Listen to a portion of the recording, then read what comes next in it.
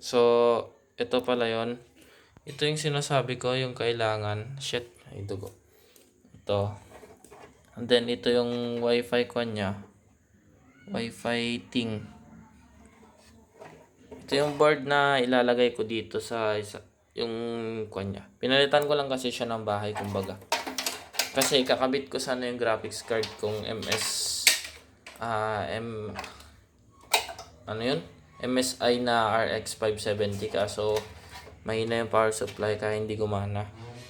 So, babalik ko muna siya dito sa bahay na to para ikabit ko yung yung XPG. Yung XPG na binili ko.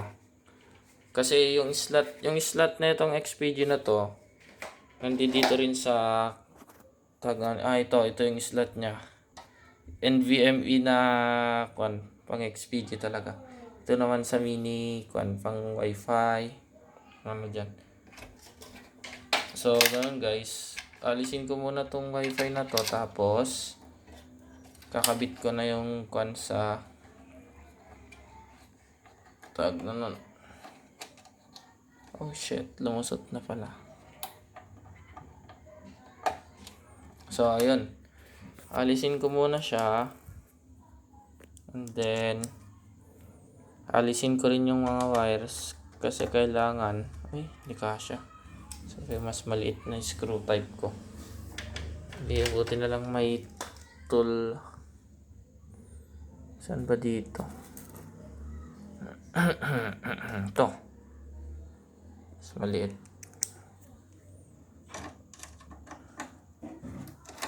So, ayun.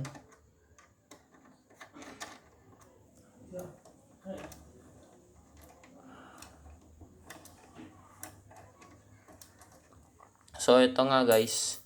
Nalis ko na yung Wi-Fi ko and Bluetooth. WLAN card, kumbaga. Oops, yeah. Daan-daan lang alisin kasi baka mapugtas. Wala na, masira na. So, ito siya. Isa siyang ano ba mag-focus tong bugok na to? Isa siyang Intel, ayan, Intel siya, Intel. Basta, Intel na Wi-Fi card. Wait lang ganyan muna. Yan muna. So, ito. Tatanggalin muna itong dalawang Shit, wala akong tweezers. Dugo pa yung kamay ko. Paano ba ito tanggalin? Ayun, tanggal na.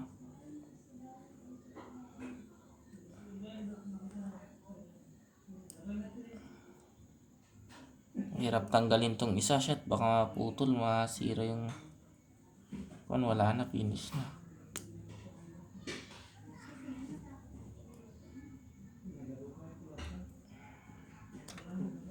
Ngayon, naalis na. So, naalis na po yung dalawang wire na nakakabit, yung para dun sa tag na nun.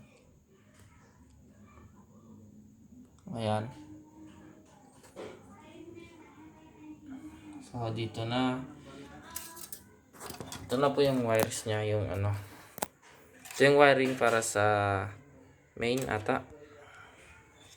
Main, tapos ito rin yung wiring para sa yung sa likod. Tinikit ko lang siya kumbaga using double sided tape, kaya ganun nakadikit siya dito.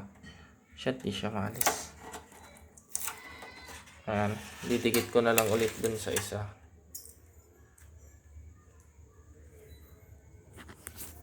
Sorry first time ko lang maging mag tutorial kung paano mag-rebuild at saka mag-tag na nun. Mag-rebuild at mag-disassemble. Yun na naka-video.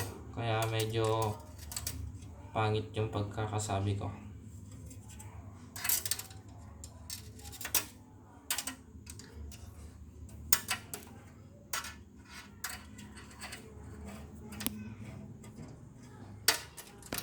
Mga by 2 months siguro bibili ako ng rack na rack na gaming chassis.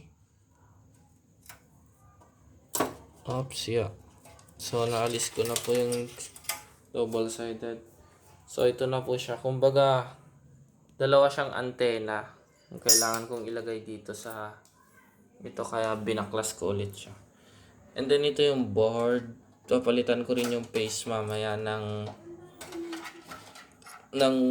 Z9, Deepcool Z9, yung pinaka high-end face nila. Yung cooler ko kasi ito lang, simple lang eh. Wala akong mailagay na ibang cooler kasi walang nuts yan. Wala rin kon yung ngayon mga kulang-kulang ng nuts, kumbaga. Kaya ganun. So babaklasin ko itong board ngayon para yun magamit. So ito na siya. Ayun. Ay, by the way, ito para yung RAM ko. Yung ginagamit kong RAM ngayon is DDR4 na wait lang. DDR4 na makita. Ayan, Kingston DDR4 na RAM, 8GB siya, one piece module. Next time bibilihan ko na siya ng heatsink para may heat spreader siya, kumbaga. Santabi ko muna to dito kung saan hindi magagalaw. Tapos baklasin ko muna yung board. Oh shit, tika na.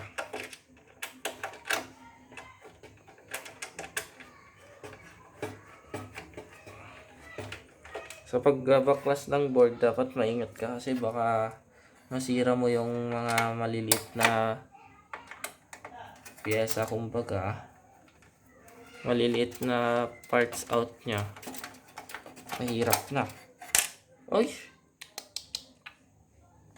Ayun na nga ba yung sinasabi ko, yung mahulog-hulugan sila ng kung ano-ano.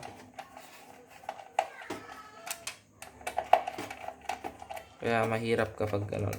Masisira lang. Oops. Ayun. Alisin din ito. Ito.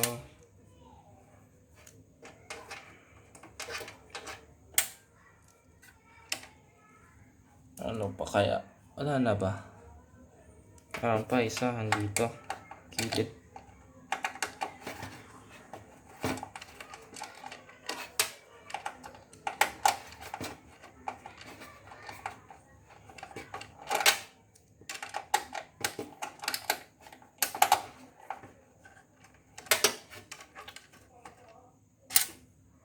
Ayun. So, pwede na siyang alisin. Ito pala yung motherboard ko. Isa siyang, wait lang. Lagay ko muna dito. Itong motherboard ko ay isang Intel. Isa siyang Acer na kuwan ng Intel. Intel compatible for 6th and 7th generation na CPU. So this board contains PCI Express and PCI 1, PCI times 16, 2 memory slots. Tapos ito yung power niya. 2 SATA connection, tapos for PCIe to SATA connections. Sa back panel naman ay sa likod contains HDMI, yan hindi ko pa inaalis yung cover. Tas 4 USB 2.0 ports, 1 3.0, 1 Ethernet and audio ports. And yeah, ito. Tsaka sa fan, yung chassis fan niya ito. Isa. So ito for dalawang front na USB, kumbaga ito yung sa switches niya. Ayun, ito lang naman siya, simpleng board pero maganda siya. Chipset niya H110M ata chipset niya, basta 100 series na chipset ng Intel. Ayun nga, so ito yung board na ikakabit ko dito kasi dito talaga siya galing. Pinalitan ko lang ng bahay.